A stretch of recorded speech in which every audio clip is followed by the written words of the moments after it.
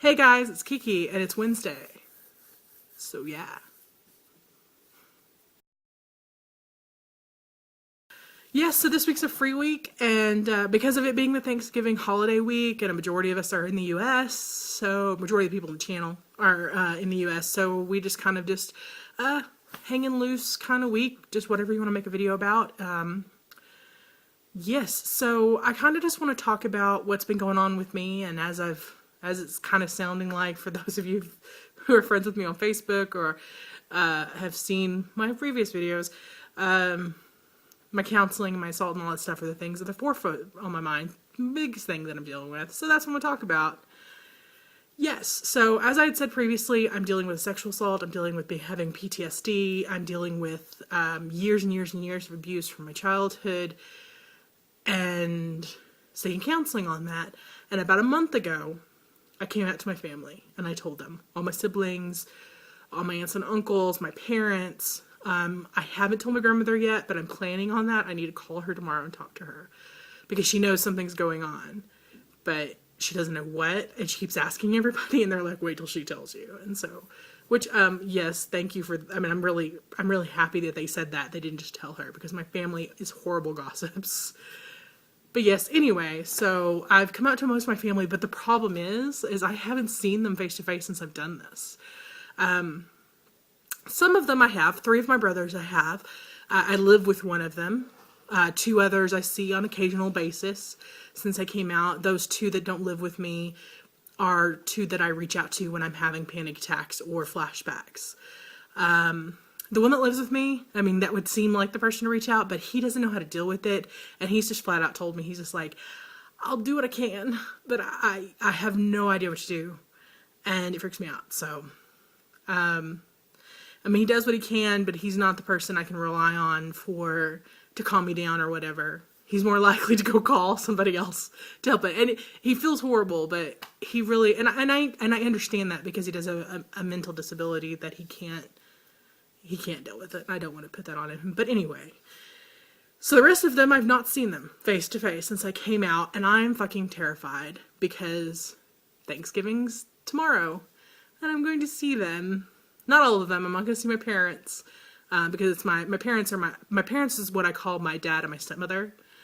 The people I'm seeing is my mother's side of the family, my maternal aunts and uncles, my maternal grandmother, and my siblings. And so I'm kind of terrified because I remember when I first came out and I first started thinking therapy, because there's a thing called dissociation. It's where you it's like you go somewhere else, and that's where I spend the majority of my time. I mean, I'm probably doing good if I do 50-50, and it's like waking up, and it's like I woke up and I feel like I have a neon sign over my head that says, raped or abused or broken, or, and everybody can see it. And so every time I went to family events, I just was on the point of hyperventilating because I was like, they're going to know, they're going to know, they're going to know. Oh my God, oh my God, oh my God. And most of the time they just knew something was wrong, but they didn't know what. But now they know. And I'm scared I think part of it is, and it's so funny, as I told one of my brothers this, I said, I'm terrified to look at them. And he's like, well, if they won't support you. And I was like, I'm actually not worried about that. That is a valid worry for people in these situations, because I can't tell you how many survivors I've talked to and read their stories and heard their stories in the last 6 months, where their families just own them, where they blame them, where they've treated them like shit. And I know that I'm extremely blessed in the fact that my family's completely stepped up and been there for the majority. There's one person we have problems, but my family they believed me. That was the thing. I didn't think anyone would believe me, or some of them might not believe me. I did not run across that. They've all been extremely supportive, trying to find out what they can do, and I know that I'm extremely blessed in that. That I've had some of y'all reach out to me. I've had, friends reach out to me, and so I know that I'm extremely blessed in that. And it's not the case of I think they're not going to support me, or they're going to blame me, or they're going to get mad at me. It's hard to explain. Part of it is I don't want to be pitied. I don't want them to look at me and say, oh, this broken little doll. And I feel like that's how they're going to see me. They're not going to see me. They're going to see my abuse. They're going to see my assault. And that's not, I don't want to be that. I don't want to be defined by that. I do need to get it out. I do need to work on it. I do need to break that silence, but I don't want it to become me, if that makes sense. And so I'm terrified that that's what's going to happen, that to them I'm going to just become my assault. And so I'm terrified. And a part of that is just, I'm scared they're going to ask me questions. I'm scared that they're going to push me to do stuff that I don't want. I'm scared they're all, like, one of the things is I'm really terrified. I have a lot of problems with touch because of my assault. And it causes me to have flashbacks, to panic. And I'm scared they're all going to want to hug me. And I'm like, I want to just wear a t-shirt that says, no hugs. Not that hugs are bad things. I just panic. They freak me out. Like, if it's like this expectation, if I instigate it, or if it's like kind of random, I don't know. It really depends on it. If everybody's like, oh, and then they want to hug me and they all want to surround me and protect me, and I understand the sentiment, I just, oh my God, back the fuck off. So yes, I should make a t-shirt that says no hugs.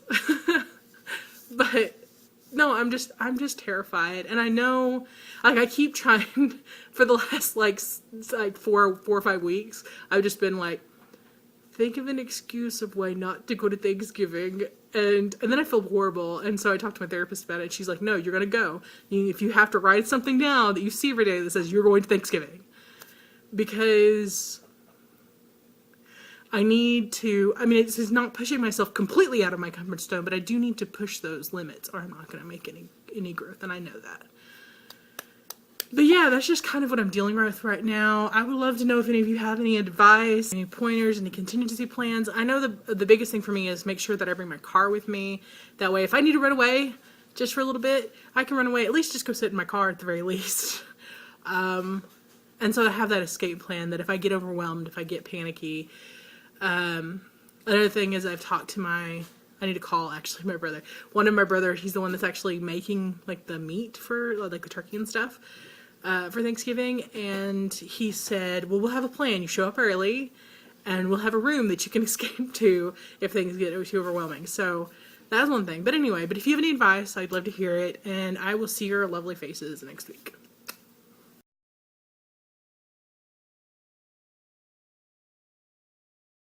That I could put in place just as a contingency. I know one of the things is make sure my brother's home. This is what happens when you make videos right before your sibling gets off work. What, no food for me? You're a meanie pants.